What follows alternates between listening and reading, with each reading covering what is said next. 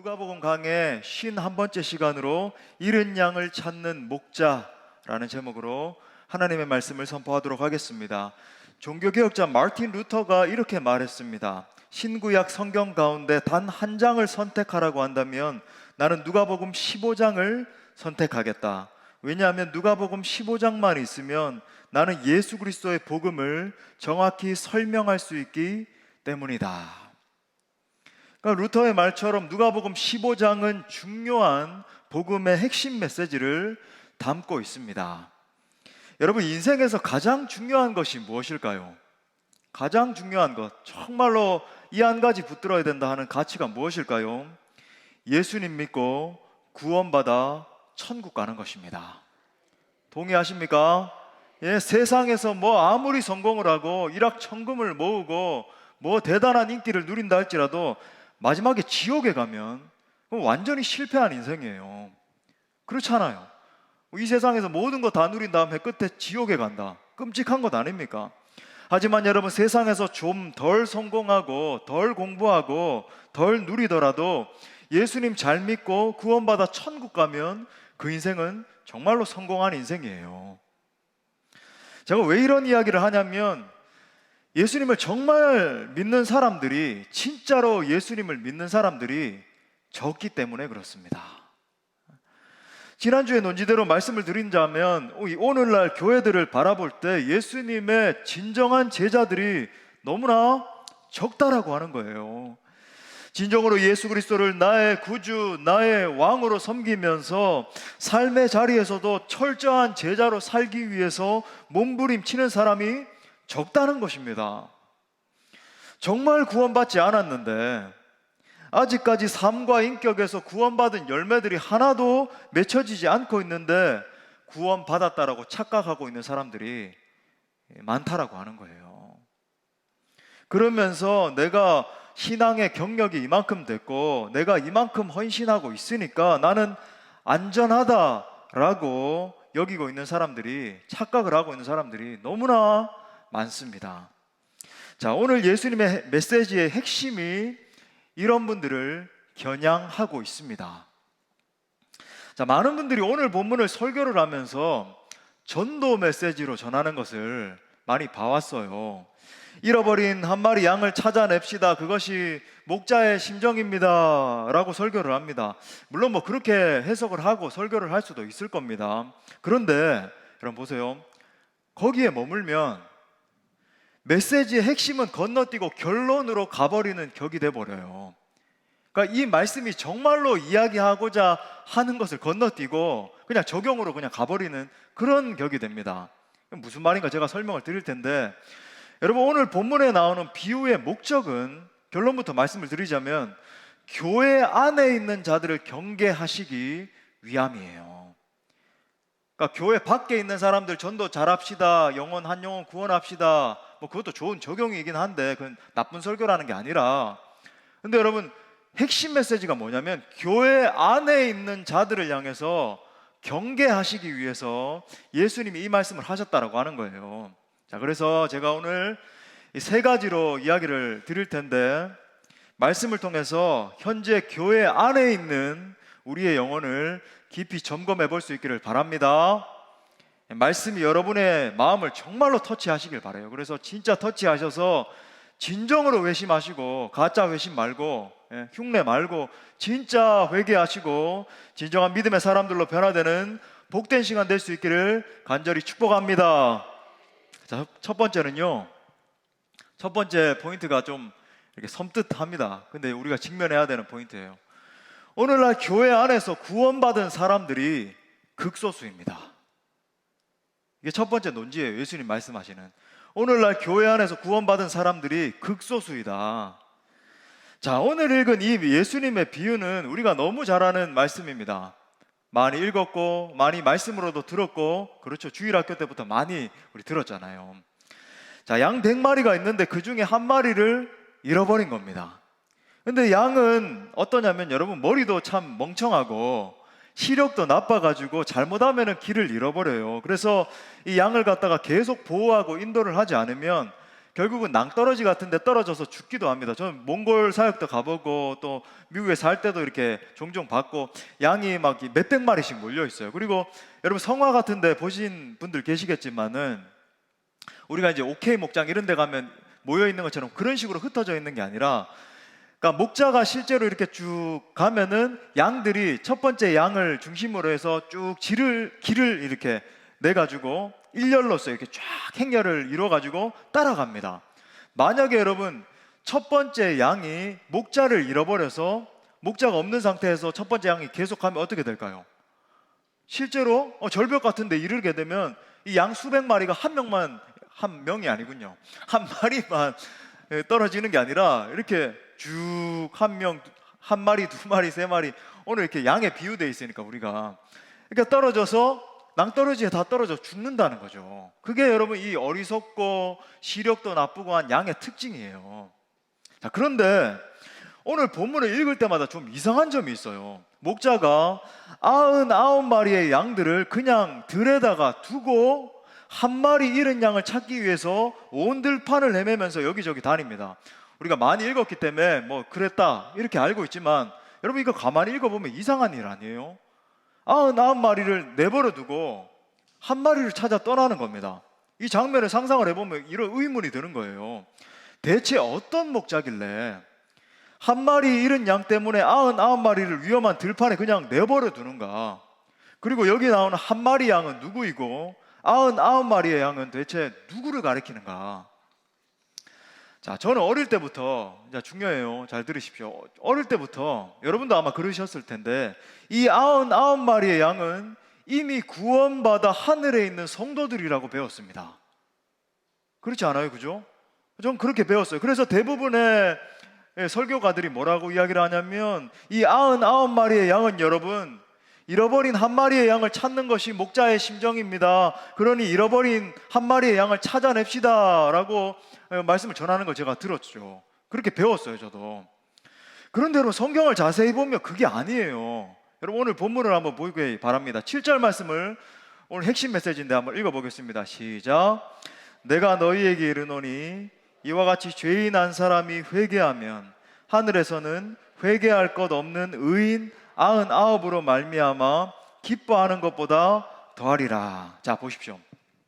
본문에 따르면 지금 99마리의 양이 하늘에 있나요? 땅에 있나요?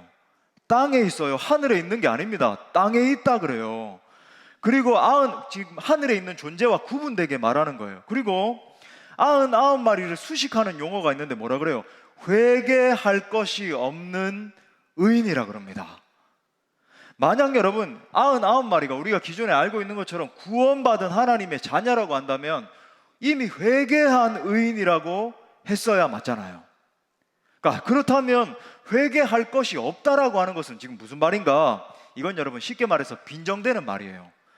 회개할 필요도 회개할 가치도 없는 스스로 의롭다라고 여기는 자들이라는 말입니다. 자, 그렇다면 이들은 누구를 가리키는 말인가?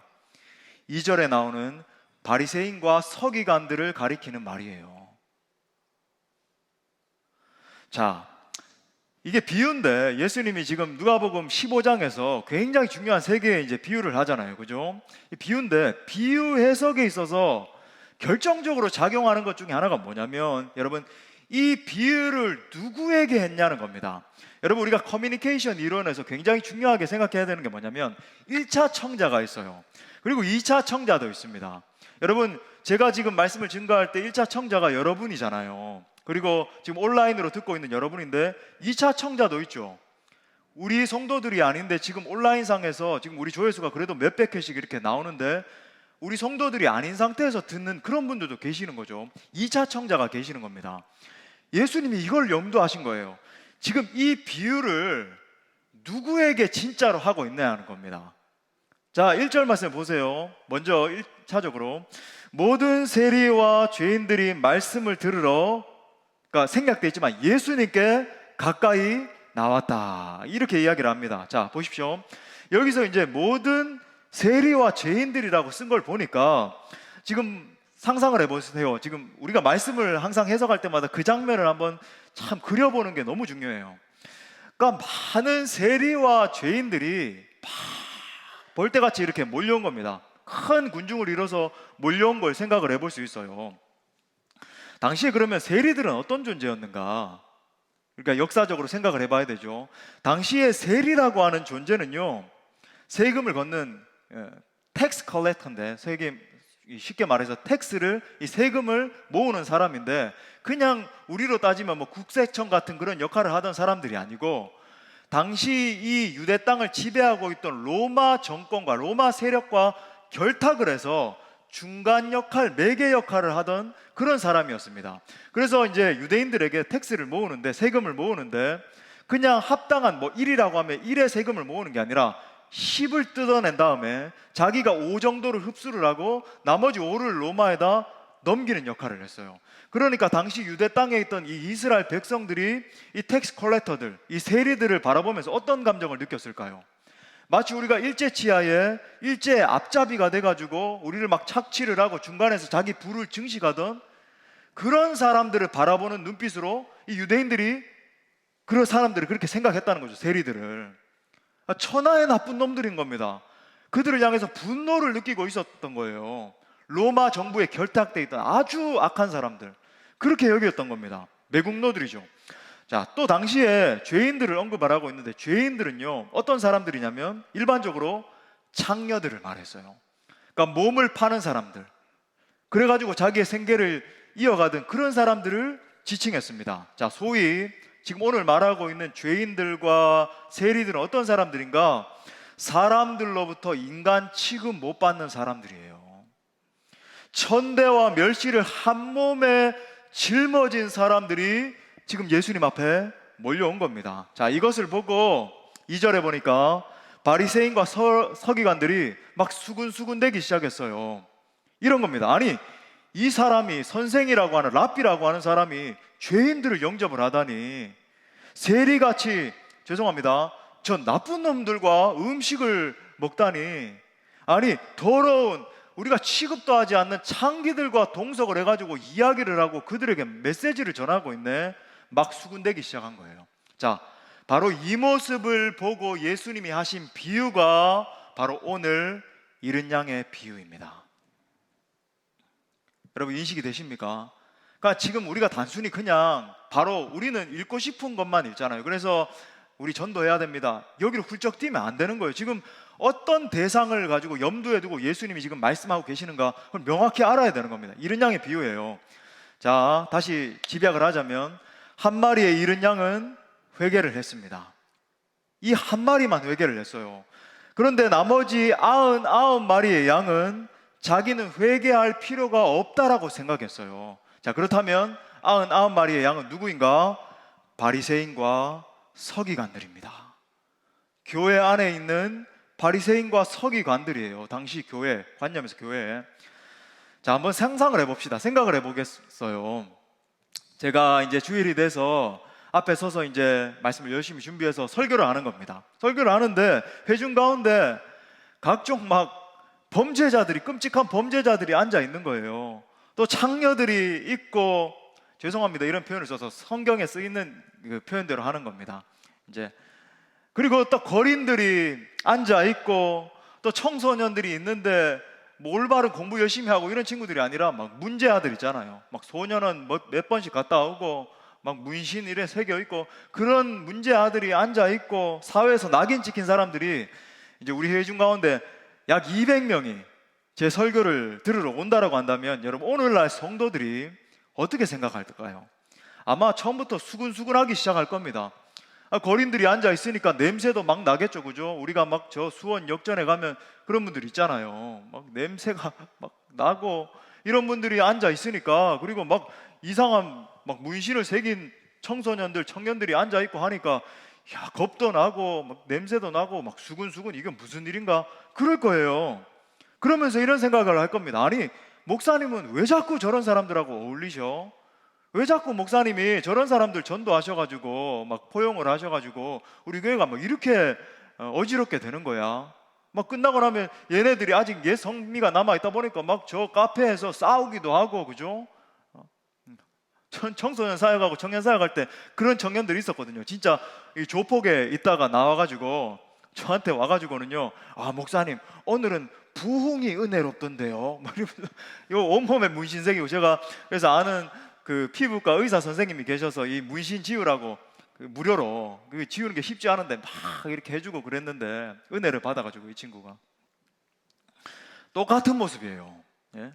이런 모습을 보시고 왜 목사님은 저 사람들과 자꾸 어울리는가, 이렇게 비아냥대는 모습을 보시고 예수님께서 지금 두 그룹을 향해서 비유로 말씀하신 거예요. 자, 여기 보세요. 한 마리의 잃은 양은 세리와 죄인들을 말합니다. 그리고 나머지 99마리의 양은 바리새인과 서기관들이에요. 여러분, 이들은 스스로 의롭게 여긴 의인이었습니다. 스스로 의롭게 여긴. 회개는 죄인들이나 하는 거지, 나는 저 사람들과 달라. 나는 회개할 필요가 없는 사람들이야. 내가 이렇게 율법도 잘 지키고 있고 이렇게 내가 종교적인 의식도 잘 행하고 있는데, 자기는 별로 죄 지은 것이 없으니까 회개할 필요가 없다라고 생각하는 그런 사람들이었어요. 여러분, 이것이 오늘날 교회 안의 모습입니다. 이것이 오늘날 교회 안의 모습이에요. 예수님이 여러분 지금 무엇을 말씀하고 계신지 아시겠습니까? 교회 안에 양 100마리가 있는데 99%는 바리새인과 서기관들과 같은 그런 사람들이라고 하는 거예요. 99%가. 그들은 자기는 별로 회개할 것이 없다라고 생각을 했습니다. 나는 살이 나지도 않았고 저 사람들처럼 간음하지도 않았잖아. 나 이만하면 신앙생활 잘하고 있고 너 이렇게 잘 살았잖아. 나는 주일 성수도 하고 있고 기도 생활도 잘하고 있고 적당히 봉사도 잘하고 있잖아. 저 길거리에서 살인하고 간음하고 술과 마약에 쩌들어 있는 그런 사람들과는 전혀 다른 사람이지 나는. 이런 식으로 스스로를 의롭게 생각하면서 속으로 그 사람들을 멸시하는 거예요. 여러분, 인간 안에 있는 이 의라고 하는 것, 자기 의라고 하는 게 항상 그래요. 비교 우위 의식입니다.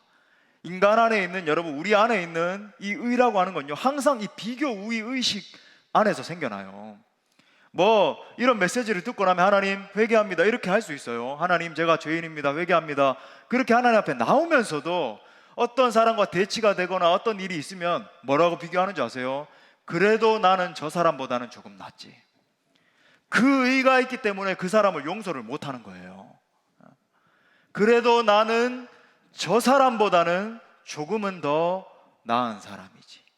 그러니까 상대방을 향해서 독을 퍼부을 수 있고 상대방을 비방할 수 있고 그럴 수 있는 겁니다. 자기 의예요. 모든 걸 다 판단하고 있는 거예요. 자, 그런데 예수님이 이런 99%의 사람들을 바라보시면서 뭐라고 말씀하시는가? 그들은 천국에 못 들어간다라고 지금 선언하고 계시는 겁니다. 보이십니까? 그들은 천국에 못 들어간다는 거예요. 예수님의 어투에 따르면 1%밖에 못 들어간다라고 말씀하고 있는 겁니다. 물론 정확한 뭐 수치상 99%, 1% 이런 말은 아니에요. 비유적으로 극소수라고 하는 말입니다. 정말로 천국에 들어가는 사람은 여러분 극소수라고 하는 말이에요. 여러분, 오늘 주님의 말씀은 기존의 생각을 완전히 뒤엎는 혁명적인 말씀입니다. 사랑하는 성도 여러분, 우리가 진실로 직면해야 하는 사실이 있습니다. 지옥은 실제로 존재합니다. 지옥은 실제로 존재해요. 뭐 생각하는 것처럼, 많은 철학자들이 이야기하는 것처럼 지옥이라고 하는 것은 우리 안에서 정말 절망적인 상태이다, 어떤 철학적인 사상이다, 이런 게 아닙니다. 형이상학적인 어떤 곳이 아니라 여러분 정말로 지옥은 실제하는, 명확히 성경에서 말하고 있는 그런 장소예요. 구약 성경에서는 정확히 이 지옥이라고 지칭하는 단어가 나오진 않아요. 이제 음부라고 하는 단어가 나오는데 히브리어로 스올이라고 하는 단어인데, 여러분 이게 65회가 나오는데, 여러분 여기서 말하는 음부는 정확히 지옥이라고 하는 말과는 좀 구분이 돼요. 구약에서 이 스올, 음부는. 자, 신약에만 이 지옥이 나오는데 헬라어로 게헨나입니다. 우리 기억해 보는 게 좀 중요할 것 같아요. 이 단어는 우리 한번 따라합시다. 게헨나. 헬라어로 게헨나인데 지옥인데, 이게 12번 나오는데 한 번만 빼고 여러분 이 12번 중에서 11번을 여러분 누가 말씀하신지 아십니까? 예수님이 말씀하셨어요. 12번 중에서 여러분 11번을 예수님이 직접 말씀하셨습니다. 여러분 12사도들도 지옥에 대해서 말하지 않아요. 사도행전이라든지 여러분 사도들의 편지를 보십시오. 지옥 단어는 여러분 게헨나라고 하는 단어가 나오지 않아요. 그러면 왜 예수님만 지옥에 대해서 말씀하셨는가? 예수님은 하나님이시기 때문에 그 하나님이 예수님이 직접 지옥을 보셨기 때문이에요. 심지어 여러분 예수님이 하나님이시잖아요. 창조주시잖아요. 그러니까 하나님의 공의가 발현돼서 공의로운 이 공의의 하나님의 성품만 발현된 곳이 지옥이기 때문에 하나님의 사랑이 1도 적용되지 않은 공의만 100% 적용된 곳이 지옥이거든요. 그렇기 때문에 예수님의 허용 가운데 나타나게 된 곳이 발생한 곳이 여러분 지옥이라고 하는 거예요. 그래서 예수님은 그 누구보다도 지옥에 대해서 정확하게 생생하게 아셨던 겁니다. 지옥의 끔찍함, 지옥의 혹독함, 지옥에 말할 수 없는 그 끔찍한 고통을 알고 계셨기 때문에 여러분 예수님이 생생하게 지옥에 대해서 묘사를 하고 계세요. 자, 그런데 여기서 중요한 점이 있어요. 총 11번 중에 2번만 빼고 바리새인과 서기관들, 즉 우리와 같이 교회 안에 있는 신자들을 향해서 지옥을 경고하셨습니다. 여러분 의외 아니에요. 우리 기본적으로 생각하면 교회 밖에서 복음 모르고 죽어가고 있는 그 영혼들을 향해서 더 많이 경고하셨을 것 같은데, 물론 그 영혼들을 향해서도 하셨지만 교회 안에 있는 신자들을 향해서 더 많이 경고하셨습니다. 왜 그랬을까요? 교회를 다닌다는 성도들 중에서 지옥에 갈 사람이 너무나 많기 때문입니다. 교회 안에 있는 성도들 중에서, 아니 성도라고 지칭하는 사람들 중에서, 물론 뭐 복음을 모르는 사람들, 세상 사람들은 말할 것도 없죠. 그들은 복음을 모르니까 그들에게 빨리 복음을 전해서 건져야 되는데, 그런데 문제는 이거예요. 교회 안에 있으면서도, 교회는 왔다 갔다 하는데 전혀 회개에 합당한 삶을, 열매를 맺지 않고 진정한 그리스도인이 아닌 상태에서 성품과 삶과 여러 가지 인격들을 살펴봤을 때 합당한 회개의 열매를 맺지 않고 있는 상태에 있는 사람들이 너무나 많다는 겁니다. 너무 많다는 거예요. 그리고 여러분 성도들은 절대로 지옥에 가면 안 되기 때문에 예수님이 말씀하신 겁니다. 자, 그래서 이제 성경에서 이 지옥에 대해서 우리가 이제 예수님의 생생한 증언 몇 구절을 한번 살펴보겠습니다. 자, 보겠어요. 한 구절씩.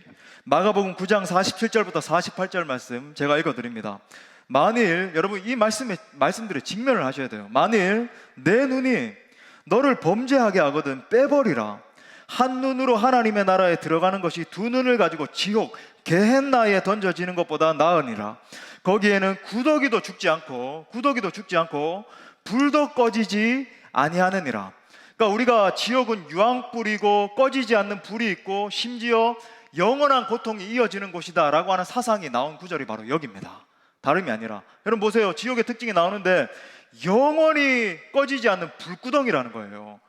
그런데 어떤 사람들이 이렇게 설명해요. 로맨 캐톨릭 학자들 뭐 이런 사람들 말하는데, 중간 단계, 음부는 중간 단계이고 그 중간 단계에서 어떻게 잘하면은 뭐 하늘로 다시 갈 수 있고 아니면은 지옥에 결국 떨어진다. 그런 게 아니에요. 또 어떤 학자들은 뭐라고 그러냐면은 지옥이라고 하는 것은 영원히 소멸되는 곳이다. 영원히 없어지는 곳이다. 그러니까 우리는, 그러니까 천국은 존재하고 가는 거고 지옥은 영원히 없어지는 것이니까 우리가 죄 짓고 뭐 이렇게 예수님 안 믿고 살면 영원히 없어질 것이다. 그게 아니에요, 여러분. 가장 미물인 이 구더기를 갖다가 언급을 하면서 영원한 고통이 이어지는 곳이라고 하는 것을, 영원히 죽지 않아요, 그곳에서. 그러니까 영원한 생명은 아니지만 영원한 사망이죠. 그러니까 살아있는 상태에서 영원히 고통받는 곳이 지옥이라고 하는 거예요. 또 마태복음 5장 22절에서 나는 너희에게 이르노니 형제에게 노하는 자마다 심판을 받게 되고 형제를 대하여 나가 바보라 하는 자는 공회에 잡혀가게 되고 미련한 놈이라 하는 자는 지옥 게헨나 불에 들어가게 되리라. 여러분 지옥의 특징 뭐라 그럽니까? 사랑이 식은 자들이 가는 곳이라는 거예요. 용서하지 못하는 자들, 형제를 향해서 비방하고 조롱하고, 여러분 우리는 얼마나 쉽게 형제를 판단하고 비방하고 조롱합니까? 얼마나 형제를 멸시해요. 쉽게 뒷말하고 수근수근하고. 그런 자들이 가는 곳이라고 하는 겁니다. 분쟁하는 자들, 싸우는 자들. 무섭죠. 자, 마태복음 10장 28절에서도 말합니다. 예수님이 전부 다 직접 하신 말씀들이에요. 몸은 죽여도 영혼은 능히 죽이지 못하는 자들을 두려워하지 말고, 세상에서 뭐 하는 자들, 그런 뭐 세력자들, 뭐 대단한 뭐 탈레반, 그런 자들 두려워할 거 하나도 없어. 오직 누굴 두려워해야 되면 몸과 영혼을 능히 지옥 게헨나에 멸하실 수 있는 이를 두려워하라. 여러분, 지옥에 넣는 권세는 누구에게만 있습니까? 사탄 마귀도 사실 궁극적으로 그 권세가 없어요. 결국 지옥에 넣는 권세는 이걸 갖다가 천국 백성, 지옥에 떨어지는 그런 하나님 자녀들이 아니죠. 영원한 불못에 들어갈 그런 자들을 판단할 수 있는 분은 심판주이신 하나님밖에 없다는 겁니다. 하나님의 허용하신 가운데 하나님의 공의, 진짜 회개하지 않은 자들이 영원한 불에 떨어지게 될 것이다. 또 마태복음 23장 15절 말씀에서 화 있을진저 외식하는 서기관들과 바리새인들이요. 오늘 논지와 똑같아요. 바리새인들이요, 너희는 교인 한 사람을 얻기 위해서 바다와 육지를 두루 다니다가 생기면, 누군가 막 돌아오면 그 영혼을 갖다가 너희보다 배나 더 지옥 게헨나 자식이 되게 하는도다.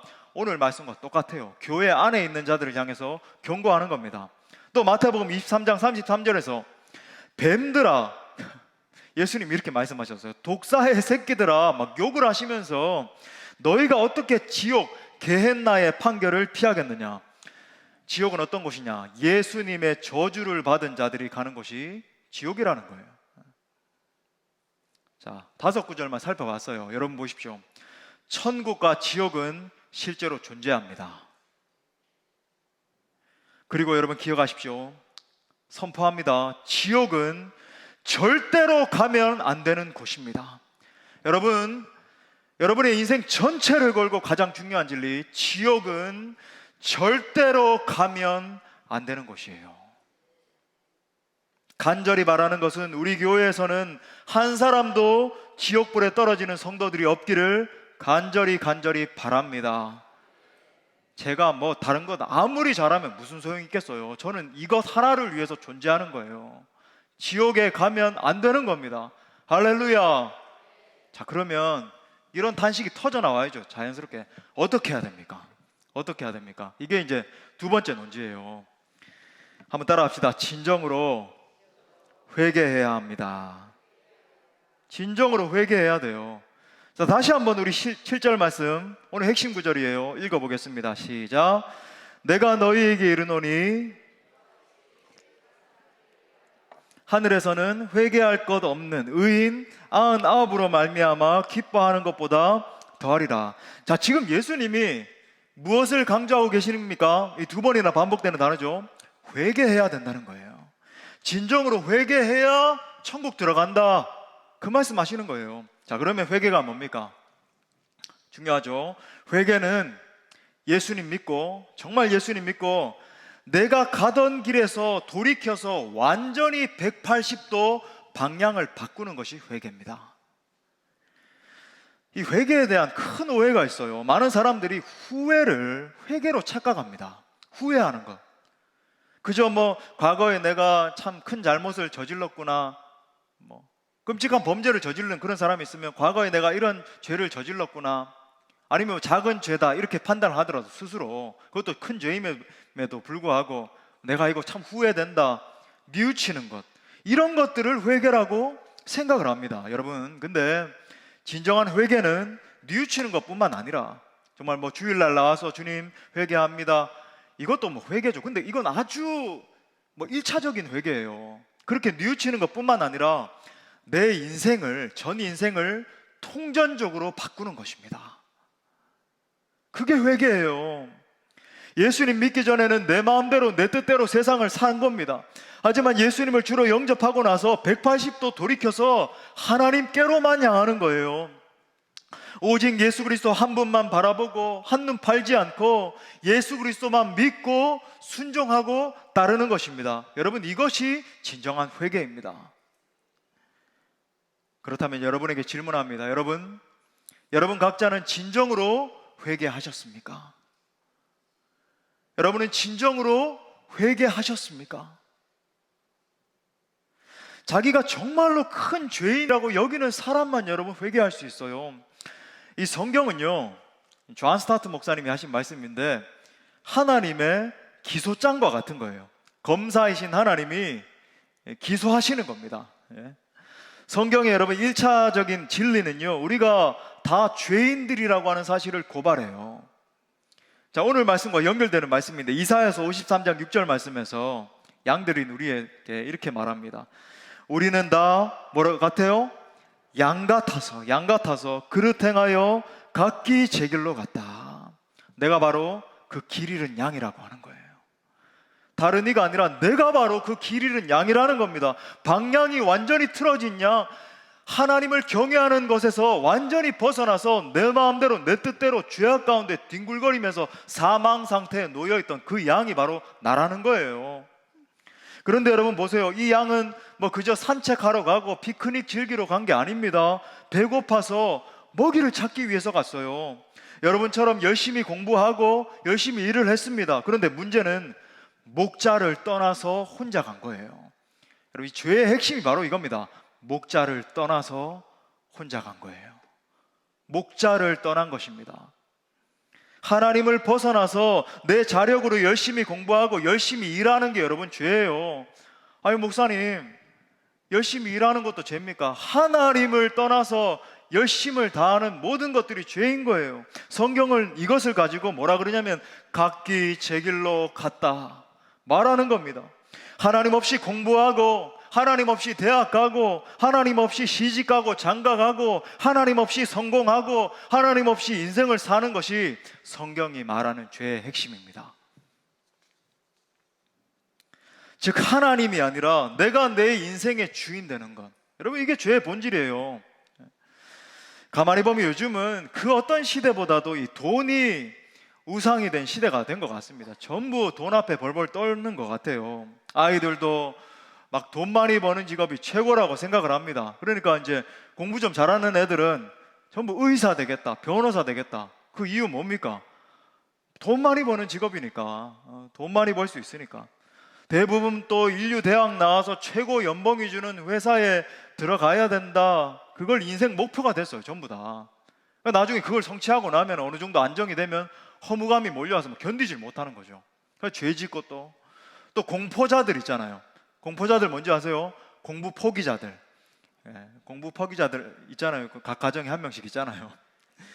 이 친구들은 보면은 또 유튜버하고 연예인 하겠다. 보니까 막 먹방을 하고 그죠? 뭐 이러면은 사람들이 몰려가서 낄낄대고 웃고 그러면 또 돈이 많이 들어오고 일확천금을 보는 것처럼 보이니까 여러분 이런 모든 생각들이 죄악된 생각이라고 하는 거예요. 모든 이 거의 모든 사람들의 생각을 완전히 사로잡고 있는 것 같아요. 이런 생각들이 세상의 가치관, 여러분 사탄적인 가치관입니다. 성도 여러분, 여러분은 세상에 속한 사람들이 아닙니다. 아멘입니까? 여러분 세상에 속한 사람들이 아니에요. 예수 그리스도께 속한 사람들입니다. 여러분 예수 그리스도께 속한 사람들은 예수님께서 살라고 하는 대로 사는 사람들이에요. 우리 찬양하는 것처럼 I surrender Lord, 주께 드리네. I surrender Lord, 주님 앞에 내 삶을 항복합니다. 나를 사랑하신 주님 앞에 완전히 굴복하기를 원합니다. 고백하면서 주님을 따라가는 사람들이라고요. 사랑하는 형제 자매 여러분, 내 인생은 사실 내 것이 아니에요. 예수 그리스도의 것입니다. 할렐루야. 내 인생의 주인은 그리스도세요. 믿으십니까? 여러분 정말로 이 고백이 여러분의 고백이십니까? 우리는 전에 모두 죄와 허물로 죽었던 존재들이에요. 세상 방식과 사탄의 가치관을 따라서 살던 사람들입니다. 육체의 욕심을 따라서 내가 원하는 것을 추구하고 살았어요. 불순종의 아들들 가운데 역사하는 영을 따라서 살았습니다. 그런데 예수 그리스도께서 우리를 너무나 사랑하셔서 우리 대신 십자가에서 죽으셨습니다. 내가 죽어야 되는데 예수님이 대신 죽어주셔서 지옥 형벌을 대신 당해주신 거예요. 예수 그리스도께서 십자가 피로 나의 죄값을 다 치르시고 나 같은 못난 죄인을 속량해 주신 겁니다. 사탄의 나라에서 끄집어 내셔서 하나님의 사랑의 아들의 나라로 옮겨 주셨습니다. 전에는 내가 마귀의 소유였는데 이제는 예수님의 소유가 되었어요. 여러분, 예수님을 믿는다라고 하는 것은 내 주인이 바뀌었다는 뜻입니다. 이제부터는 내 인생의 주인은 예수 그리스도신 거예요. 이제는 내 마음대로 살 수 없는 겁니다. 특별히 이 시간 한 가지 특정한 죄악에 대한 하나님의 음성을 들으시길 바라요. 고린도전서 6장 18절부터 20절에서 이렇게 말합니다. 음행을 피하라. 음행을 피하라. 사람이 범하는 죄마다 몸 밖에 있거니와 음행하는 자는 자기 몸의 죄를 범하느니라. 너희 몸은 너희가 하나님께로부터 받은 바 너희 가운데 계신 성령의 전인 줄을 알지 못하느냐? 너희는 너희 자신의 것이 아니라 값으로 산 것이 되었으니 그런즉 너희 몸으로 하나님께 영광을 돌리라. 혹 아직까지 음란물 중독에서 빠져나오지 못하는 그런 지체들 계십니까? 저는 봤어요. 제가 일전에 섬기던 교회의 중직분이었습니다. 하나님의 말씀에 직면을 하고 50대가 넘은 분이었는데 제가 이 음란물에서 빠져나오지 못했습니다. 펑펑 울면서 회개하면서 이제는 끊어버리겠습니다. 아직까지 여러분 음란물 중독에서 빠져나오지 못한 그런 지체들 계십니까? 게임 중독, 술 중독, 마약 중독, 도박 중독 등 이 각종 중독에 빠져있는 지체들이 있으면 더 늦기 전에 회개하시기 바랍니다. 또 결혼 관계 밖에 성관계, 낙태, 동성애, 트랜스젠더리즘 이런 것들에 마음문을 열고 있는 지체들이 있다면 더 늦기 전에 회개하시기 바랍니다. 더불어서 지금까지 자기의 삶을 돌아보세요. 돌아볼 때 정말로 하나님 앞에 거룩함으로 서 있지 못했던 지체들이 있다면 지금 회개하시기 바랍니다. 하나님이 기회를 주실 때. 여러분, 회개하지 않고 그냥 교회만 왔다 갔다 하고 있다라고 한다면 100% 지옥 형벌길을 면할 길이 없습니다. 99% 아니에요. 100% 지옥 갑니다. 기억하세요. 반드시 회개하고 진정으로 예수 그리스도의 사람이 되어야지만 천국에 갑니다. 자, 그렇다면 이미 죄악 가운데 빠져있는 그런 지체들이 있다면, 그렇게 빠져있으면 저는 어떡합니까? 다시 철저히 회개하고 다시는 그 자리로 돌아가지 않으면 돼요. 예수님 믿고 나서도 여러분 기억하세요. 매일매일 회개하셔야 돼요. 왜 그런가? 매일매일 내가 하나님의 말씀대로 살지 못하고 순종하지 못하니까 우리가 연약하잖아요. 아직까지 죄인의 상태에 이 몸을 입고 살잖아요. 그러니까 여러분 우리는 매일매일 회개해야 되는 겁니다. 이게 여러분 성화의 본질이에요. 성화는 나는 가만히 있고 성령 하나님의 역사에 협조하지도 않고 성령님이 혼자 그냥 성화를 이뤄가시고 그런 게 아니에요. 여러분 매일 자신의 성품을 점검하고 매일 회개의 삶, 이 십자가 앞에 나아가는 삶, 매일 그 앞에 엎드리는 삶이 여러분 진짜 회개의 삶이에요. 성화의 삶이에요. 사랑하는 여러분, 부디 진정으로 회개할 수 있기를 간절히 바랍니다. 여러분의 심령과 전 삶으로부터 진정한 회개가 터져나올 수 있기를 바랍니다. 더 늦기 전에. 자, 마지막 세 번째, 주님이 무엇을 말씀하시는가? 잃은 양을 찾는 것이 최고의 기쁨이 되어야 합니다.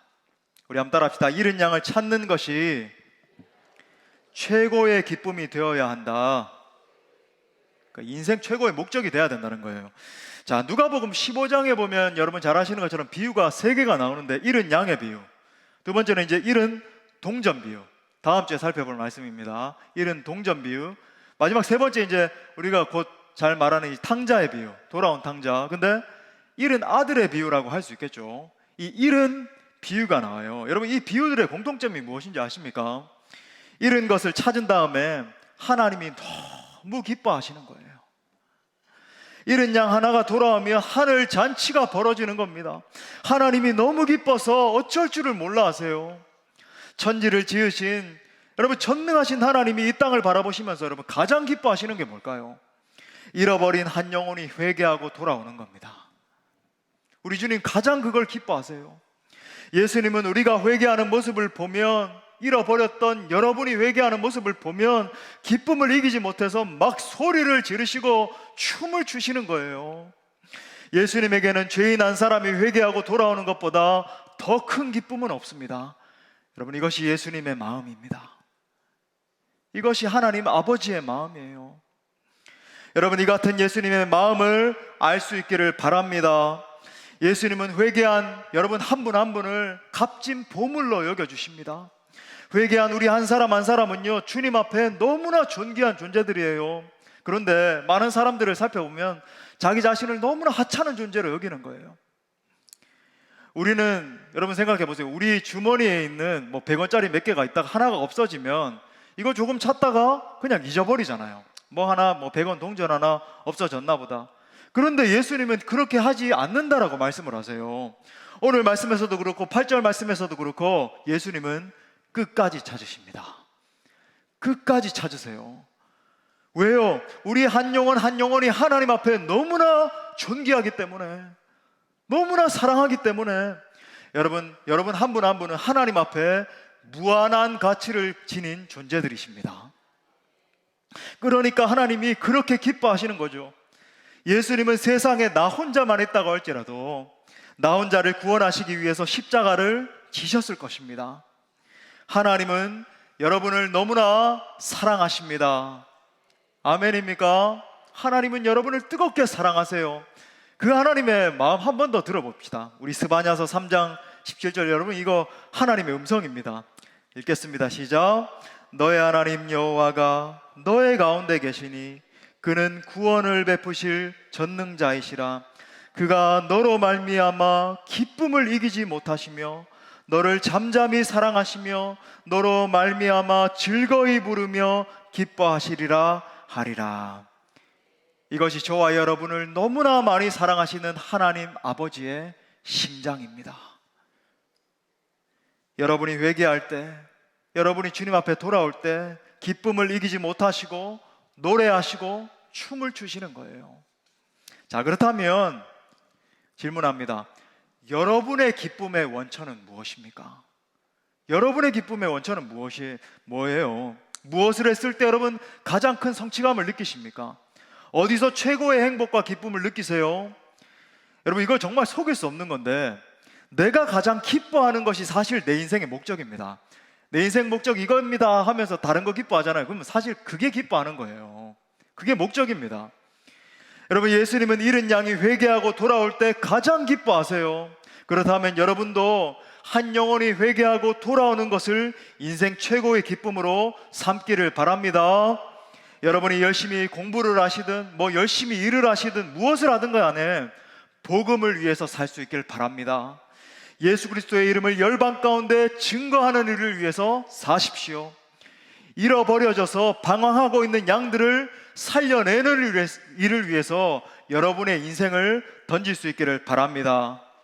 예수님은 여러분을 통해서 대학 캠퍼스에서, 직장 내에서, 사업터에서, 가정에서, 저 열방의 끝에서 잃어버린 한 영혼, 한 양을 건져내기를 원하십니다.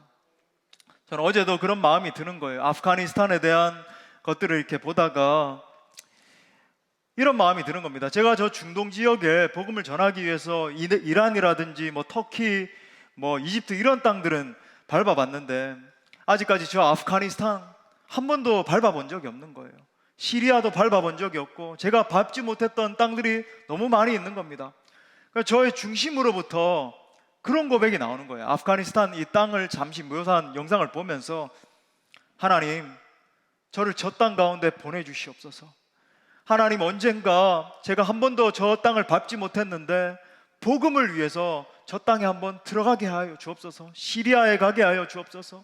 요르단에도 가게 하여 주옵소서. 저 땅 가운데 가서 주의 피 묻은 복음을 증거케 하여 주옵소서. 그런 기도가 막 솟아나는 거예요.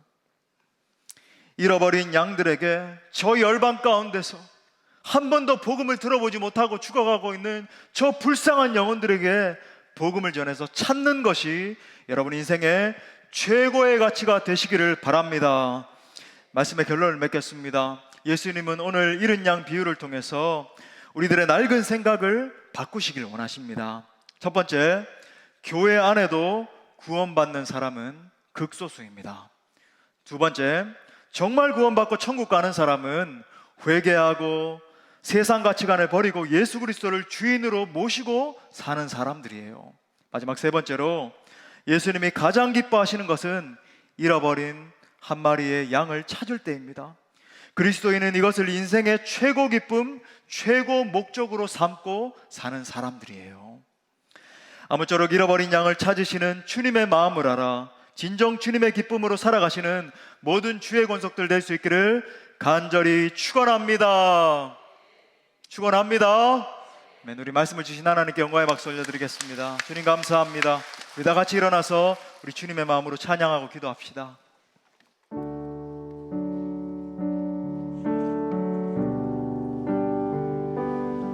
끝까지 주님을 따라가길 원합니다. 소원하는 마음으로.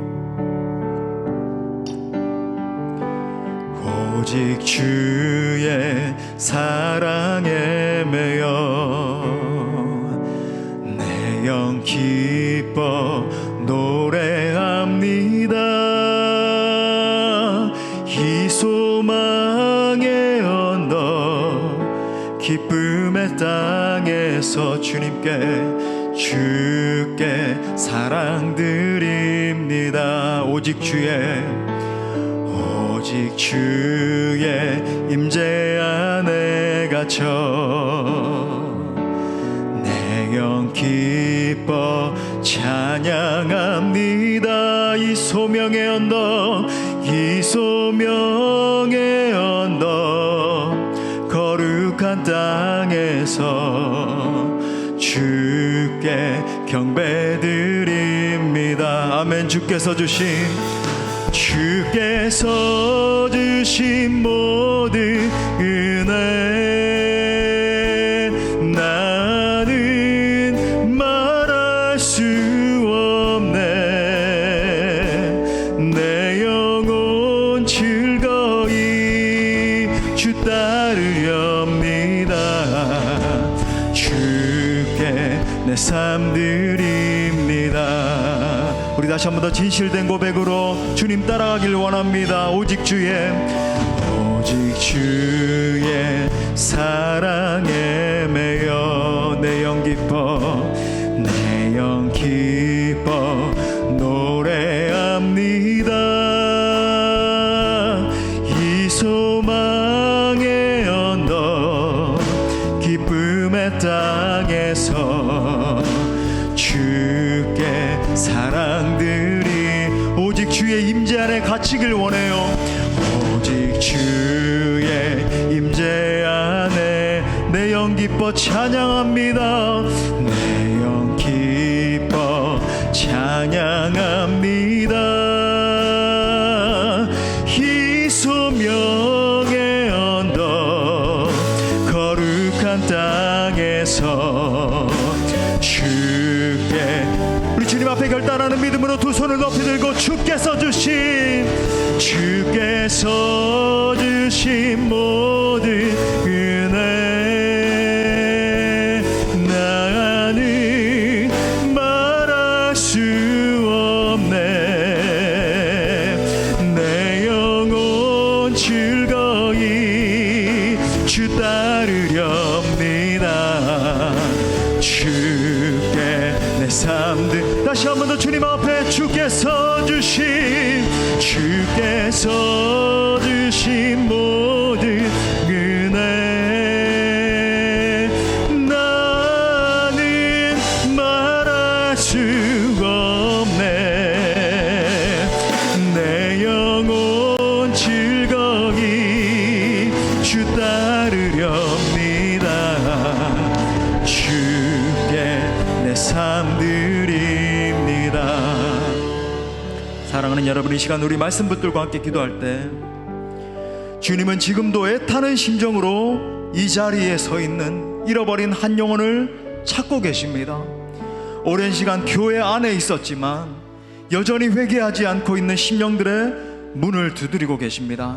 여러분, 이 시간 주님의 음성에 반응하며 함께 기도하길 원합니다. 주님 앞에 회개하며 돌아가길 원합니다. 주님을 믿는다고 하면서도 내 마음대로, 내 뜻대로, 내 정욕대로 살았던 모든 것들을 회개합니다. 이 시간 주님의 새롭게 하시는 은혜가 나를 덮어 주옵소서. 또한 잃어버린 영혼을 찾으시는 주님의 마음을 알아 내 영광을 위해서 살지 않게 하시고 주님의 기쁨을 위해서 살게 하여 주옵소서. 잃어버린 영혼들의 구원을 위해 살게 하여 주옵소서. 결단하며 함께 기도합시다. 주여